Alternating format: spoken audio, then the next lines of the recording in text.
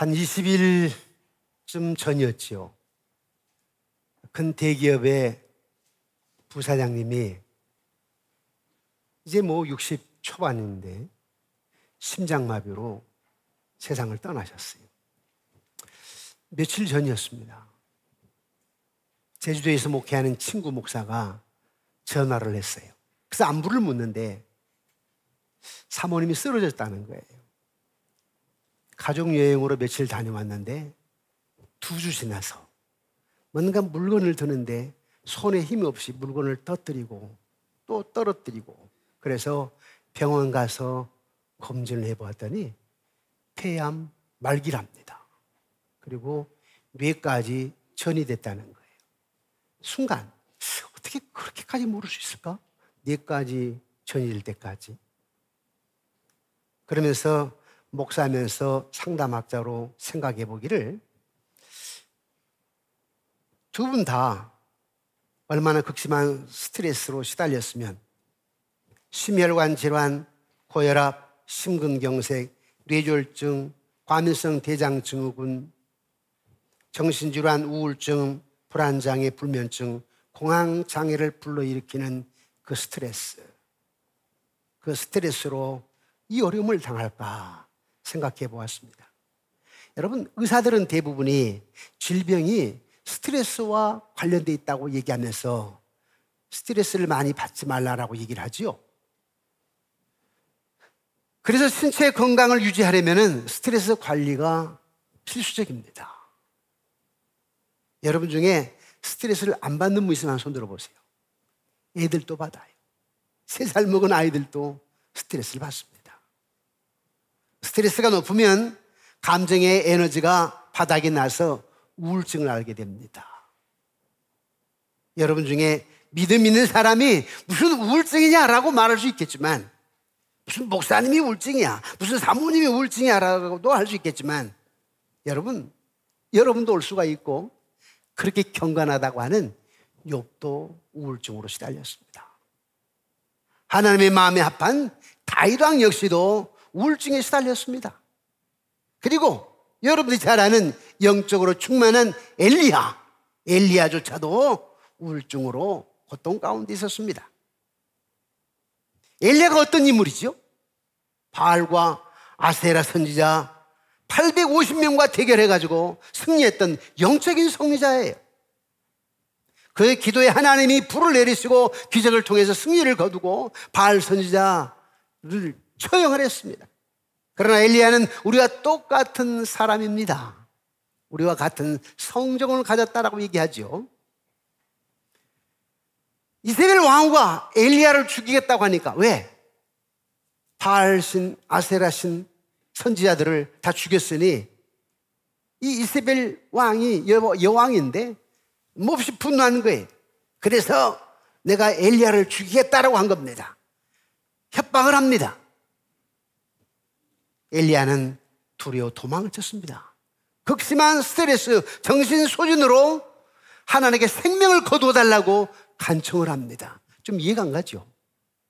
어떻게 850명의 이방 선지자들을 멸해놓고도 그런 사람이 두려워하면서 하나님께 내 생명을 거두어달라고 간청할 수 있을까? 아니, 조금 전에 그렇게 영웅이었던데 이제 가치없는 자가 되어버렸다고 얘기합니다. 얼마 전까지만 해도 그는 성공의 정점에 있었는데 지금은 깊은 스트레스 중에 있습니다. 우울증 가운데 있습니다. 여러분, 이런 번아웃, 우울증의 결과는 뭘까요? 왜 이런 일이 올까요? 첫째는요, 자신의 가치를 경시하기 때문에 그렇습니다. 자신을 무시해요. 왜 우리가 우울증이 온다고요? 왜 극심한 스트레스에 시달린다고요? 자신의 가치를 경시한다, 무시한다는 겁니다. 스스로 무시해요. 혹시 여러분 그렇게 해보지 않으셨어요? 나는 왜 이렇게 키가 작을까? 나는 왜 이렇게 멋지게 생기지 못했을까? 나는 왜 이렇게 IQ가 높지 못할까? 우리 가정은 왜 이렇게 풍요롭지 못할까? 아니, 우리 남편은 왜 이렇게 회사에서 진급을 못해서 늘 만년 과장으로 있을까? 그러다 보니까 스스로 가치를 경시하게 거 아닐까요? 그러다 보면 우울증에 시달리게 되어 있습니다. 번아웃 되게 만들어져 있습니다. 오늘 본문 4절에 엘리야의 한번 모습을 볼까요? 4절을 함께 읽어보겠습니다. 시작. 자기 자신은 광야로 들어가 하룻길쯤 가서 한 로뎀나무 아래에 앉아서 자기가 죽기를 원하여 이르되 여호와여 넉넉하오니 지금 내 생명을 거두시옵소서. 나는 내 조상들보다 낫지 못하니이다 하고, 엘리야가 쌀이나무 아래에 앉아서 뭐라고 기도했어요? 지금 내 생명을 거두시옵소서. 나는 내 조상들보다 낫지 못하니이다. 자기 삶의 가치를 무시하는 거예요. 아주 낮은 자존감이지요. 저는 가끔 성도를 만날 때마다, 아니면 우리 성도님들 아니고 뭐 방송국이나 아니면 학교 강의나 아니면 해외 집회를 가거나 이렇게 하게 되면 저분은 참 자존감이 낮으시다, 이렇게 생각이 드는 경우들이 없지 않아 있습니다. 그런 분들은 뭐냐? 삶이 의기소침합니다. 낙심합니다. 기쁨이 없습니다. 행복이 없습니다. 그리고 우울증에 빠지게 되어 있습니다. 성경은 우리에게 우리 자신을 다른 사람들과 비교하지 말라라고 얘기합니다. 수차례나 얘기합니다. 왜? 비교하면 우울해지거든. 비교하면 행복할 수가 없거든요. 기뻐할 수가 없어요. 그래서 성경은 저와 여러분들에게 남과 비교하지 말라라고 얘기합니다. 여러분들은 독특한 사람들이에요. 왜요? 73억 중에 1위예요, 여러분. 이렇게 합시다. 엄지척 해봅시다. 엄지척. 여러분 가르칩시다.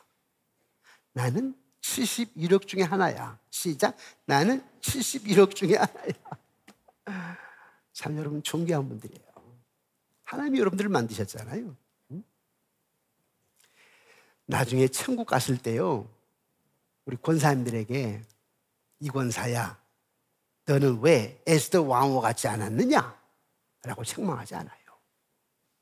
저에게 천국 갔는데 하나님이 정 목사야, 너는 왜 모세처럼 하지 않았느냐? 라고 하지 않아요. 제가 지금 기도 제목이 뭐냐면요, 하나님 나를 모세와 같은 지도력을 허락하여 주옵소서. 여호수아 같은 지도를 허락하여 주옵소서. 영적인 능력은 엘리야와 같이 하시고 세계 복음화에 대한 선교의 열정은 바울과 같게 하옵소서. 제 기도 제목이에요. 그래도 내가 천국에 갔는데 하나님이 정 목사야, 넌 왜 여호수아처럼 하지 않았느냐? 라지 하지 않아요. 그럼 어떻게 알 수 있느냐? 정 목사야, 너 왜 너 같지 않았냐? 이렇게 알 수 있어요. 왜 너 같지 않았느냐? 하나님께서는 여러분을 여러분으로 만드셨습니다. 사랑하는 성도 여러분, 탈진되었을 때 다른 사람의 연약함을 생각지 아니하고 다른 사람의 좋은 점만 생각하면서, 그리고 나의 약점만, 연약함만을 바라보면서 낮은 자존감으로 탈진, 번아웃 되지 않기를 주님의 이름으로 축원합니다. 두 번째로 나타나는 소진의 결과가 뭐냐? 아까는 자신의 가치였어요. 자기 개인의 가치. 두 번째는 자신의 일을 과소평가하는 거예요. 여러분의 일을 과소평가해. 사실 저도 목회를 하면서 내 일을 과소평가한 건 아니고 너무 힘들어서, 하나님 저 여기까지만 목회하면 안 돼요? 몇 번 해본 적은 있지요. 물어보긴 했지요. 그러나 일 자체를 과소평가한 건 아니에요.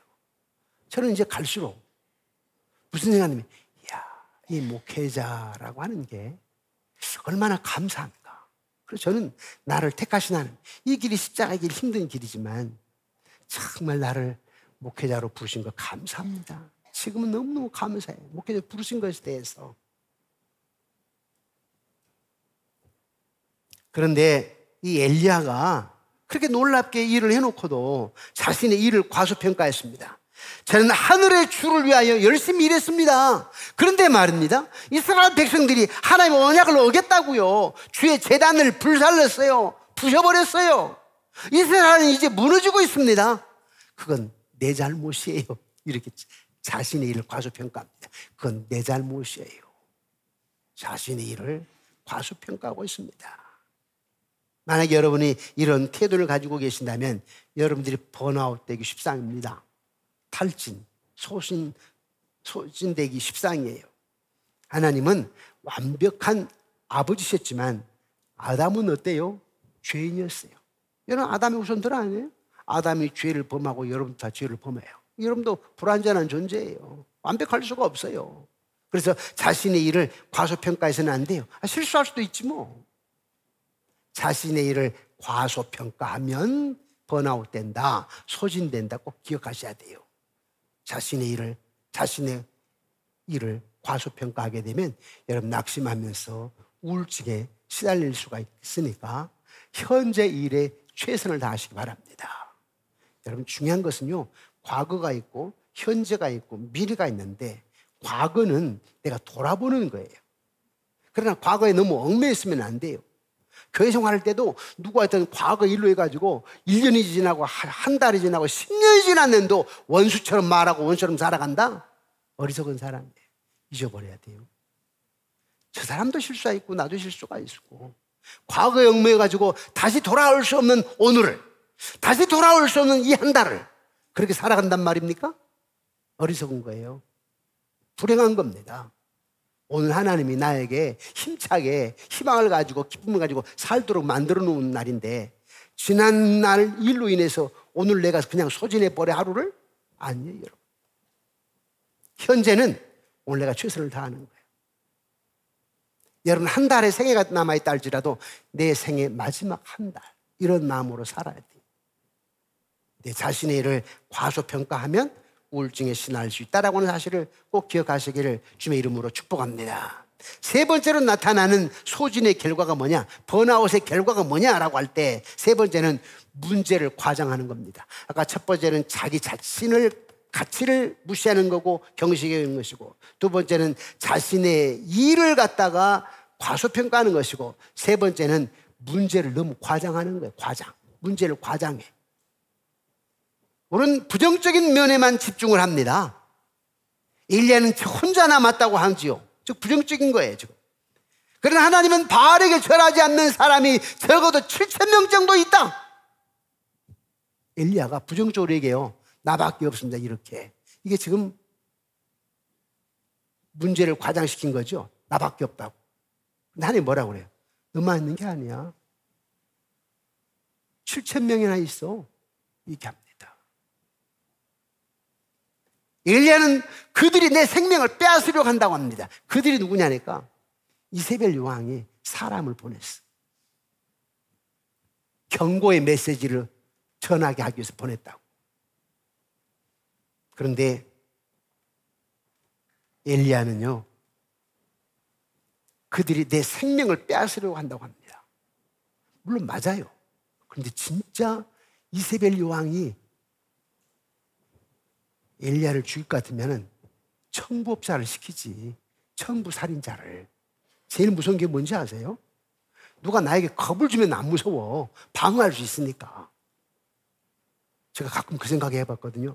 전에 그냥 길 가다가 때리고 칼로 찌르고 뭐 백화점에 칼로 찌르고 그러잖아요. 그런 사건이 있었을 때요, 제가 이런 생각을 했어요. 일반 사람들이 도망가지만 나는 목사인데 만약에 그런 현장을 목격했을 때 목사가 도망가면 되겠느냐. 영적인 생명도 지켜야 되지만 육적인 생명도 지켜야 되지 않겠냐. 만약에 가냘픈 여자가, 아주머니가 어떤 칼든 남자 앞에 있다면 이 목사가 도망을 쳐요? 그래서 내가 생각을 해봤어요. 그래서 내가 집에서 한번 곰곰이 생각해 봤어요. 아, 혁대가 있다. 척들 척배가지고 감아서 탁 해서 막아야 되겠다. 연습을 안 해요, 집에서. 그 다음에 제가 고등학교 때 약간 운동을 했어요. 태권도, 합기도. 그래서 다는 땄거든. 그래서 생각해. 집에서 한번요, 돌려차기, 옆발차기, 업어치기 한번 해보니까 애매하더라고. 그래서 언젠가 우리 홍 집사님한테 다시 한번 업데이트 해야 되겠다 생각을 했는데, 그러면서 집에서 연습한다니까요. 우리 길 가다가 어떤 할머니 가방을 돈 뺐다가 그런 일이 벌어지면 내가 도망쳐서는 안 되겠다. 가서 2단 옆발차기를 하든지 업어치기를 한 번 하든지 해야 되겠다. 이제 70이 가까워도 할 수 있다는 생각이 들어요. 문제를 너무 과장하면 안 돼요. 엘리야는 그들이 내 생명을 찾아 빼앗으러 갑니다. 정말 이세벨이 생명을 빼앗으려고 했으면 천부 살인자를 시켰을 거라고. 모르게 해서 죽이는 걸. 사람들을 보냈다니까요. 그런데 이 엘리야는 자기를 죽이려 한다고. 말은 맞기는 맞지만 사실은 이세벨이 겁주려고 하는 거예요. 너무 과장할 필요 없어요. 이세벨은 경고한 겁니다. 엄포를 놓는 거예요. 여기서 우리의 문제는 뭐냐? 사실보다 감정에 초점을 맞춰서는 안 된다는 거예요. 사실보다 감정에 초점을 맞춰서는 안 된다. 예를 든다면 하나님에 가까이 있는 것 같지 않아요. 이건 감정이지 뭐. 이건 느낌이에요. 하나님께서 일하시는 것을 느끼지 못하겠어. 이것도 감정이에요. 하나님 나를 사랑하신다고 느낄 수 없어. 그가 나를 아시는 것 같지가 않아. 이건 다 뭐예요? 감정이에요. 그건 느낌인데 중요하지 않습니다. 성경은 이렇게 말합니다. 너희가 감정을 알지니 감정이 너희를 자유케 하리라. 맞습니까? 아멘 하면 안 돼. 너희가 진리를 알지니 진리가 너희를 자유케 하리라 하지, 너희가 감정을 알지 감정이 너희를 자유케 하지 않았어. 근데 우리는 감정에 휘말려. 그죠? 감정. 하나님 말씀하십니다. 믿는 자에게 능치 못할 일이 없느니라. 네. 사랑하는 성도 여러분, 자신의 가치를 경시하고 자신을 과소평가하지 말하고 자신의 문제를 과장시키지 마시기를 주의 이름으로 축원합니다. 네 번째로 나타나는 소진의 결과가 뭐냐? 번아웃의 결과가 뭐냐? 꿈을 포기하는 거예요. 혹시 여기 80 넘으신 분들 꿈 포기하면 안 됩니다. 우리 장로님들 이제 나이가 많다고 60 넘었다고요? 70 넘었다고요? 은퇴하셨다고요? 꿈을 포기하면 안 됩니다. 모세는 80부터 시작하셨어. KFC 사장, 회장 80 시작한 거 아니에요. 우리는 비전을 포기하고 꿈을 상실해버리는 경향이 있습니다. 엘리야는 죽기를 기도했습니다. 포기하고 싶은 거지요. 떠나고 싶은 겁니다. 직업을, 결혼 생활을, 학교를 떠나고 싶은 거지요, 사람들이. 여러분 어떠십니까? 꿈을 포기하지 말라는 거예요. 꿈을 포기하지 말라. 저도 참 부총회장, 총회장 나가는 거 고민 많이 했습니다. 나야 남은 3, 4년 편안하게 살 수 있지 뭐. 그런데 내가 꿈을 포기할 수가 없다. 그 꿈이 뭐냐니까 십자가 사랑입니다. 십자가 헌신입니다. 십자가 희생입니다. 복음을 땅까지 전하는 겁니다. 타락한 영향력이 아니고 이 세상에 거룩한 영향력을 미치는 것이 저의 꿈입니다.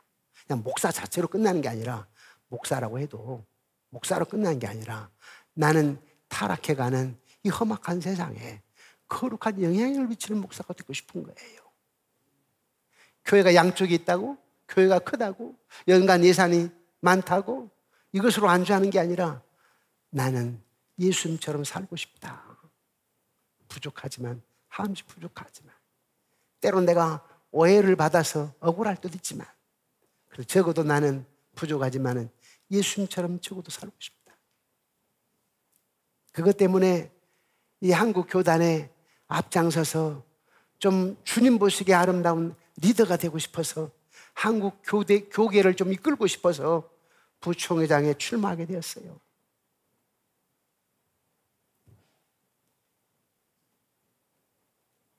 우리는 꿈을 포기해서는 안 됩니다. 명예가 아니에요. 내가 부총회장 하는 거 명예 때문에 그런 건 아니에요. 오직 십자가 때문이에요. 여러분도 꿈을 포기하면 안 됩니다. 60이 넘어도 70이 넘어도 꿈을 포기해서는 안 돼요. 이런 꿈을 꾸면 어떨까요, 여러분? 내가 75인데 내가 적어도 100세는 살아야 돼. 살아야 될 이유가 뭘까? 내 꿈은 한국 교회를 위해서 기도하는 거다. 한국 교회 안에 많은 메신저들 놓고 기도하는 거다.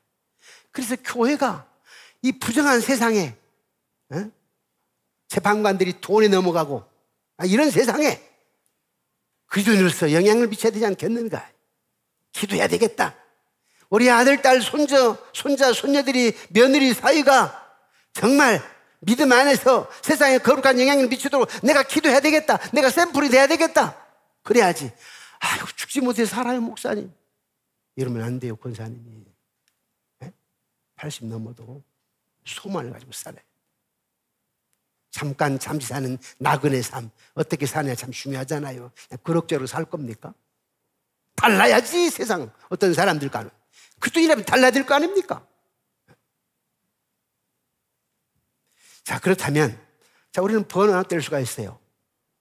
우울증에 시달릴 수가 있어요. 탈진될 수가 있습니다. 이걸 예방하는 방법이 있을 거 아니에요? 어떻게 예방을 해야 될 것인가? 첫 번째는 좀 휴식을 취해야 됩니다. 쉼이 있어야 됩니다. 쉼. 그때 여러분, 쉼도 잘해야 돼요. 워런 버핏, 일론 머스크, 잭 웰치, 다 그룹 회장들이요, 쉼을 참 잘합니다. 유크데이. 한 주 동안 쉬면서요, 쉬어. 보세요. 가끔 트럼프 대통령, 저는 바이든 대통령, 그 골프장에서 한다고 하게 되면 우리나라 문화하고는 좀 다르지만 우리는 아름답게 봐야 돼요. 한 나라의 대통령이 저렇게 쉼이 필요하다. 여러분도 쉼이 있어야 돼요. 저는 좀 말이 좀 이상하지만 제일 큰 쉼이 뭐냐면 내가 외국에 집회를 갈 때 또 무슨 일로 외국을 갈 때 선교지를 방문할 때 비행기 안에서 컴퓨터 하는 것이 나의 쉼입니다. 비행기 안에서 컴퓨터를 가지고 기도하면서 설교 준비하는 거. 그때 나가면 편안해. 쉼이 있어요. 아니, 목사님 사역의 연장선 아니요? 아니, 사역에도 행복하면 쉼이요, 행복하면. 그러면서 비행기 안에 좀 쉬어. 여러분, 비행기 1등석에서 하는 사람들이 뭔지 아세요? 1등석에 앉은 사람들이 뭐 하는지 아세요? 책을 봐. 비진석에 앉은 사람들이 뭐 하는지 아세요? 컴퓨터를 해. 그러면 이코노믹석에 앉은 사람들이 뭐 하는지 아세요? 모니터에 영화 봐. 그리고 게임해. 스튜어들이 얘기하더라고. 왜 얘기하냐니까 일반석에서 제가 컴퓨터를 하고 있으니까 하는 얘기가 목사님이시죠. 일반석에서 이코노믹석에서 컴퓨터 하는 사람은 되게 목사님이래. 근데 비행기 안에서 나는 컴퓨터 하는 게 쉬운. 물론 다른 쉼도 내가 차지해야 되겠지만 해야 되겠지만 여러분들 번아웃 되기 전에 쉼이 꼭 있어야 됩니다. 네. 저도 우리 교인들이 어디 여행 가는 거 박수 쳐요. 그러면서 한편으로 여행도 열심히 나가시고 또 교회도 열심히 하시고 기도도 열심히 하셔야 됩니다. 이런 마음을 갖는데 맨날 여행만 가고 기도는 안 하고 교회는 별로 안 하는 사람들도 있어요. 없잖아. 그건 아니야. 여행도 갈 때는 가야 돼. 그러나 교회를 할 때는 또 열심히 해야 되죠. 쉼이 중요하다. 번아웃 되기 전에 예방 방법이 뭐라고요? 쉼, 휴식, 휴가가 중요하다 하는 겁니다. 자, 두 번째, 소진의 치료 방법 두 번째는 뭐냐? 좌절감을 내려놓는 것입니다. 여러분, 좌절될 때 있지요? 나도 있을 때가 있으니까요. 좌절감을 내려놓아야 돼요. 누구에게요? 하나님께. 하나님께서는 엘리야를 동굴에 데리고 가셔가지고 말씀하셨습니다. 그래, 엘리야야, 너의 마음을 털어놓아라. 말하렴 말해. 너를 괴롭히는 것이 무엇이냐? 무엇 때문에 화가 났느냐? 엘리야야, 왜 그렇게 초조하니? 마음속에 불만을 털어놓아라. 하나님이 엘리야에게 하신 얘기요. 좌절감을 열어놓아라, 털어놓아라, 내려놓아라 이 말입니다. 왜? 엘리야의 감정 보니까 3절에 두루했다고 그러잖아요. 4절에 어떻게 했어요? 분노와 낮은 자존감을 표현하고 있잖아요. 또 10절에 화가 몹시 나 있어요. 그리고 외롭다고 얘기를 해요. 걱정된다고 얘기합니다. 여러분의 삶이 이러한 감정들로 묶여 있다면 충분히 번아웃 될 수 있어요. 탈진할 수 있어요. 스트레스가 급증하고 오랫동안 치료가 돼가지고 심장마비 올 수 있어요.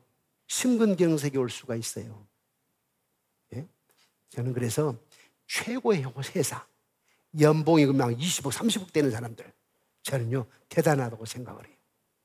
그리고 그런 분들이 보편적으로 오래 못 사십니다. 스트레스를 많이 가지고 있기 때문에.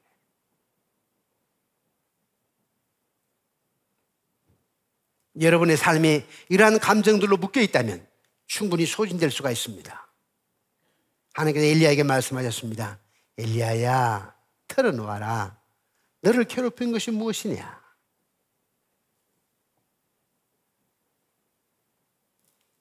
인간에게 알려진 모든 감정들이 시편에 담겨 있어요. 시편, 성경 시편에 인간의 감정들이 많이 담겨 있습니다. 정말 시편은 솔직한 책이지요. 다윗은 여러 편의 시편에서 자신의 마음을 토로해 놓았어요. 시편에서. 하나님께서는 여러분을 버리시지 않습니다. 그분은 여러분의 마음을 털어놓아서 여러분의 감정이 치유받기를 원합니다. 사랑하는 성도 여러분, 여러분 몸을 쉬시고 마음을 털어놓기를 바랍니다. 여러분 가치를 중요하게 여기시기 바랍니다.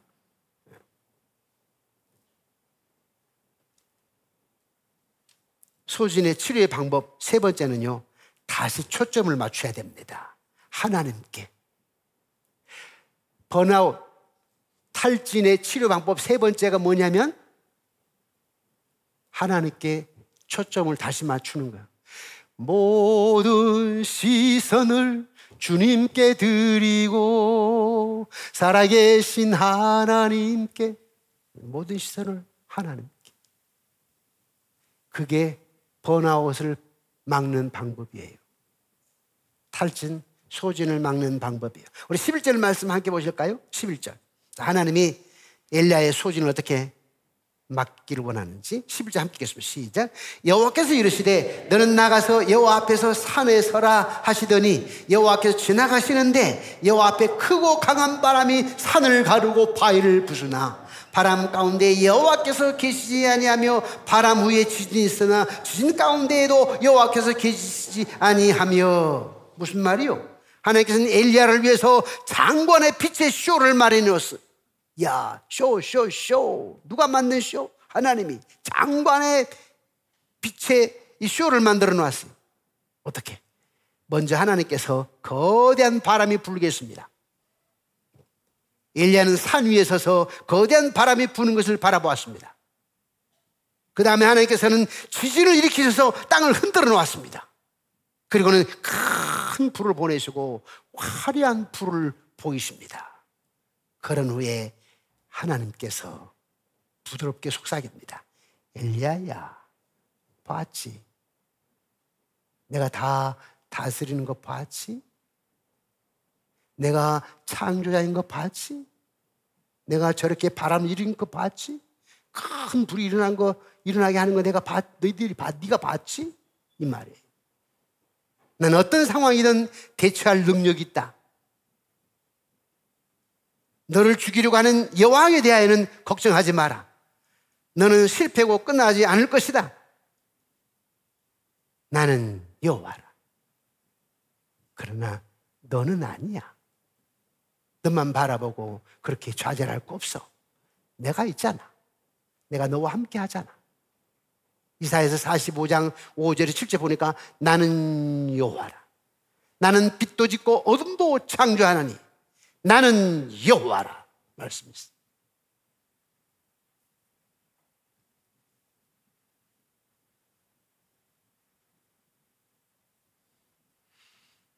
내가 너를 지명하여 불렀나니 너는 내 것이라. 내 것이라 너의 하나님이라.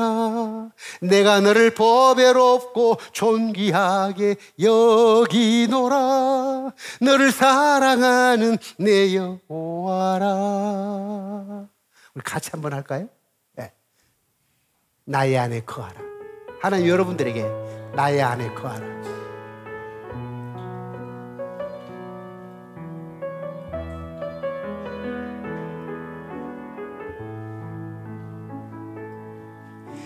나의 안에 거하라.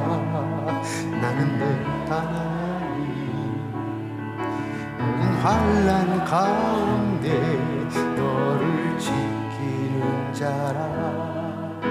두려워하지 말라. 내가 널 도와주리니.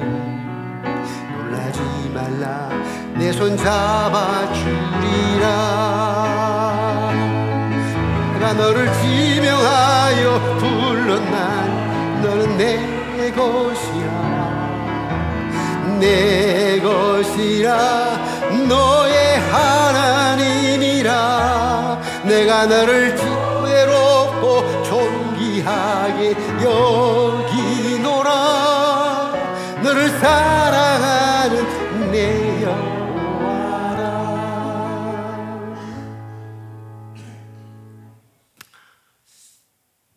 최근에 이런 일이 있었죠. 몇 주 전이었습니다. 교회 새생명 축제가 있었는데요. 여기 원로 안산 동산교회 원로 목사님 모시고 금요일 저녁, 토요일 저녁, 주일 여기에 2부, 저쪽에 3분 예배당에 3, 다시 이쪽으로 오셔서 4부 또 예배, 부흥집회를 새생명 축제를 하셨죠. 저쪽에 3부 예배였는데 그게 조금 어려움이 있었어요. 그러나 그 어려움을 처리하는 방법이 있어서 우리 분목사님이 제 역할을 다 했지만 또 한편으로 생각할 때 담임 목사 입장으로 생각할 때는 조금 잘못도 있다 하는 생각을 해보았어요. 왜냐하면 우리 한 여집사님이었는데 그분은 내게 맡겨진 양이라고. 내게 맡겨진 양이 마음이 상해서는 안 되는 거 아니냐. 그래서 담임 목사 입장에서는 나는 양을 더 먼저 보호해야 돼요. 저분이야 원로 목사님이시니까 그분이야 상처받을 일도 없어요.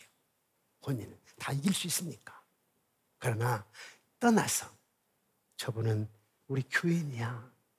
내게 맡겨진 양이라니까. 집사님이야. 집사님 마음이 아프면 안 되지. 그래서 제가 위로를 했는데요. 그렇습니다. 여러분이 세상을 살아갈 때 하나님은 하나님의 양인 여러분들이 소진되지를 않기를 원해요.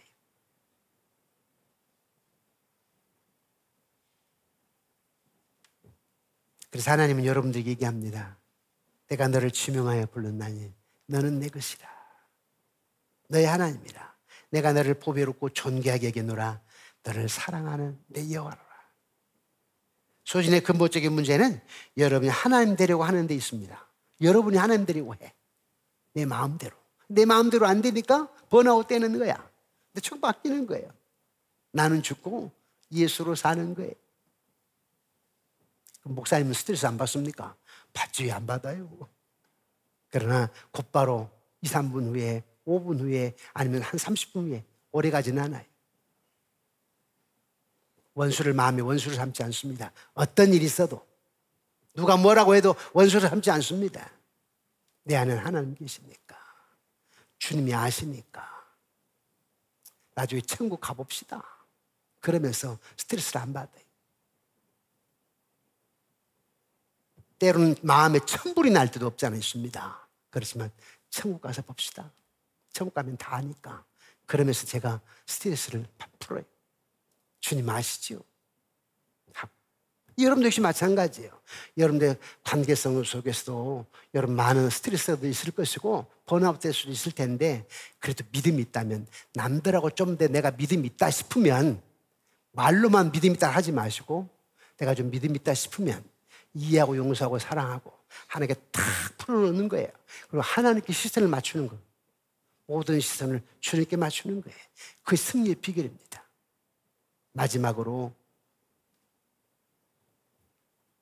소진의 방법이 뭐냐니까 다른 이들을 다시 섬기는 거예요. 다른 이를 섬기는 거예요. 우리 예수 인자공에서 섬김을 받으려 함이 아니라 도리어 섬기려 왔다라고 하잖아요. 섬기는 자가 돼야 됩니다. 여러분이요 자신에게 맞춰진 초점에서 벗어나서 하나님께서 엘리야에게 새로운 임무를 주신 것에 주목하시기 바랍니다. 우리 15절 16절을 읽고 마치겠습니다. 우리 15절 16절인데요 우리 함께 읽어보실까요? 시작. 여호와께서 그에게 이르시되 너는 내 길을 돌이켜 광야를 통하여 다메섹에 가서 이르거든 하사엘에게 기름을 부어 아람의 왕이 되게 하고 너는 또 님스의 아들 예후에게 기름을 부어 이스라엘의 왕이 되게 하고 또 아벨무올라 사밧의 아들 엘리사에게 기름을 부어 너를 대신하여 선자가 되게 하라. 무슨 말입니까? 엘리야야, 네가 할 일을 해야지. 그렇게 번아웃 돼가지고 주저앉아 있으면 되겠니? 이 말입니다. 너는 섬기는 자가 돼야 돼. 이 말입니다. 봉사의 사역으로 돌아가야 된다. 이 말입니다. 여러분이 주신 말씀이에요. 여러분들이 좀 번아웃 되고 또 상처가 되고 낙심이 되면 다 그만둬 버리잖아요. 직분도 그냥 내팽개쳐 버리려고 하지 않습니까? 그런데 하나님이 엘리야에게 말해. 엘리야야, 다른 사람을 섬기는 일로 초점을 맞춰야지. 그러잖아요. 사역에 참여해야지. 너 자신에게서 눈을 돌려야지. 소진된 사람들은 심하게 내성적인 데 가능성이 참 높은데, 그래서 우울하기 쉬운데, 너의 문제를 하나님께 내려놓고 하나님께 초점을 맞추어라. 엘리야야, 너 자신으로부터 눈을 돌릴 필요가 있다니까. 다시 사람들을 돕고 그들을 섬김으로 너 자신에게서 벗어나야 된다니까. 그래야 우울증에서 벗어날 수가 있어. 그래야 네가 스트레스로부터 벗어날 수가 있다고. 이 말입니다.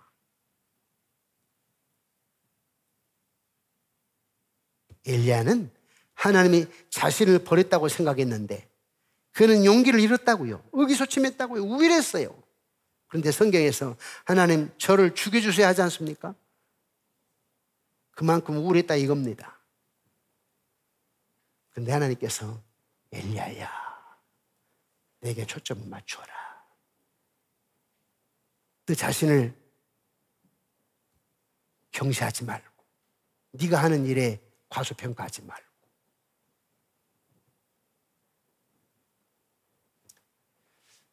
오직 주님만 바라보라 라고 얘기합니다. 사랑하는 성도 여러분, 우리 모두는 살아가는 삶 속에 인생이라고 하는 것은 만남의 연속이요. 차라리 무인도에 가게 되면 혼자 살면 문제될 거 없지, 상처받을 게 없지요.